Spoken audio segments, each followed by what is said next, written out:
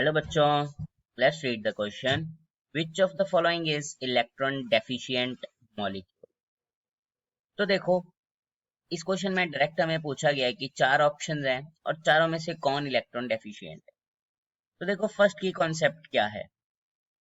First की concept इस question का ये है, हमें पता होना चाहिए इलेक्ट्रॉन डेफिशिएंट कौन होते हैं. तो देखो, इलेक्ट्रॉन डेफिशिएंट का मतलब होता है जिस भी मॉलिक्यूल का ऑक्टेट कंप्लीट ना हो और वो मतलब कहने का है कि 8 इलेक्ट्रॉन्स उसके वैलेंस शेल में ना हो. ठीक है, तो उसको हम बोलते हैं इलेक्ट्रॉन डेफिशिएंट. ठीक है, तो अब हम इनमें से सब में से चेक करेंगे कि इलेक्ट्रॉन डेफिशिएंट कौन है जो एक्सेप्ट कर सकता है. सबसे पहले हम B2H6 को ही चेक करते हैं. तो B2H6 का फॉर्मूला कैसे होता है? बी बोरोन बोरोन, ये 4H. और क्या होता है इसमें, यहाँ पे जो दो हाइड्रोजन होते हैं वो बनाना बॉन्ड से जुड़े होते हैं. अब ये बनाना बॉन्ड क्या होता है? सबसे पहले तो इसको बनाना बॉन्ड इसलिए बोलते हैं, ये उसकी शेप में होता है एक तरह से. तो देखो, बनाना बॉन्ड में क्या होता है हमारे पास, ये होता है एक 3 सेंटर्ड 2 इलेक्ट्रॉन बॉन्ड. ठीक है, अब इसको देखें तो क्या है, क्यों बोलते हैं ऐसा, क्योंकि इसमें क्या होता है, बोरोन के पास 3 वैलेंस इलेक्ट्रॉन्स है हमारे पास.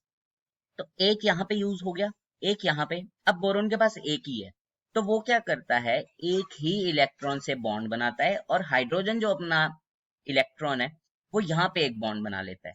सेम यहाँ पे इससे क्या होता है, ये 3 सेंटर्ड 2 इलेक्ट्रॉन बॉन्ड बन जाता है. तो अब हम देख सकते हैं कि यहाँ पे अगर हम इसका ऑक्टेट देखें तो कितने हैं इसके ऑक्टेट में, 1 2 3 4 5 और 6. ये देखो, दो दो 4 और एक ये 1 यहाँ 1 यहाँ.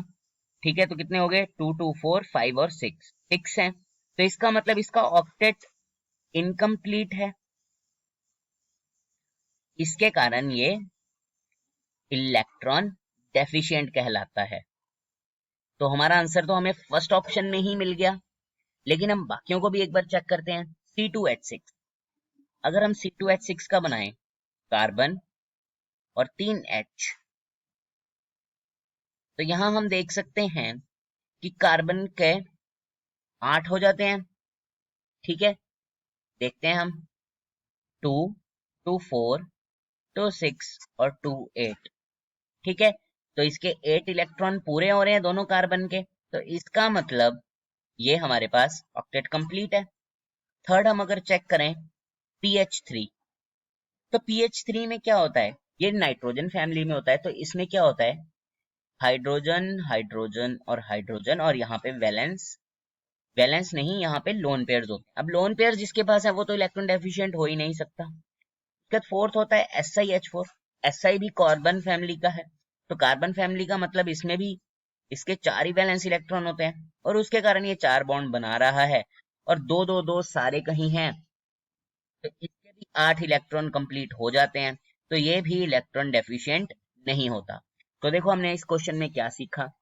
सबसे पहले तो हमने सीखा कि भाई इलेक्ट्रॉन डेफिशिएंट किसको बोल रहे हैं, हम कैसे चेक करेंगे, हम देखेंगे उसका ऑक्टेट कंप्लीट है कि नहीं.